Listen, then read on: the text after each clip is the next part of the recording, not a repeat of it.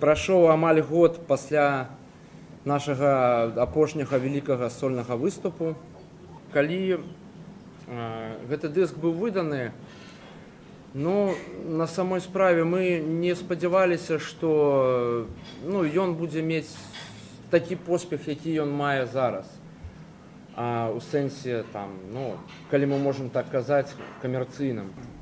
Вось рэкі прабілі лёд, ён ўжо тыраж, які быў выданы, ён уже ўвесь распродан, вырашылі зрабіць паўторна.